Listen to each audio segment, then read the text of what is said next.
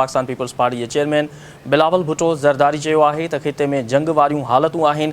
गिलगित बल्तिस्तान के आवाम के फ़ैसिलो करणो पवंदो त अहिड़ियुनि हालतुनि में संदन बहितर नुमाइंदगी केरु करे सघे थो।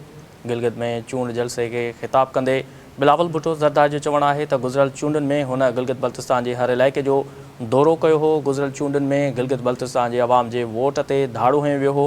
Peoples party chairman Bilawal Bhutto Zardari जो वधीक चवणु आहे त हिन भेरे अव्हां खे फार्म 45 जो बंदोबस्त करणो आहे। हिन भेरे हू कंहिं खे बि अव्हां सां नाइंसाफ़ी करण जी इजाज़त न ॾींदा। बिलावल भुट्टो ज़रदारी जो चवणु आहे त शहीद ज़ुल्फ़िकार अली भुट्टो जे ॾिनल एटमी ताक़त अॼु बि पाकिस्तान जो दिफ़ा करे रही आहे। शहीद भुट्टो चयो हो त गाह खाईंदासीं पर एटम बम ज़रूरु ठाहींदासीं। पीपी चेयरमैन जो वधीक चवणु आहे त शहीद भुट्टो मुल्क के एटम बम जो तोहफ़ो ॾिनो ऐं शहीद मोहतरमा बेनज़ीर भुट्टो पाकिस्तान के मीज़ाइल टेक्नोलॉजी ॾिनी।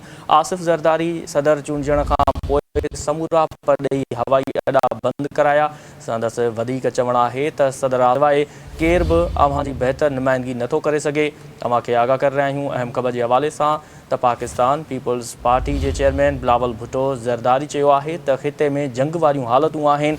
गिलगित बल्तिस्तान के अवाम खे फ़ैसिलो करणो पवंदो त अहिड़ियुनि हालतुनि में संदन बहितर नुमाइंदगी केरु करे सघे थो। गिलगित में चूंड जलसे के ख़िताब कंदे बिलावल भुट्टो ज़रदारी जो चवणु आहे त गुज़िरियल चूंडुनि में हुन गिलगित बल्तिस्तान के हर इलाइक़े जो दौरो कयो हो। गुज़िरियल चूंडुनि में गिलगित बल्तिस्तान के अवाम के वोट ते धाड़ो हयो वियो हो।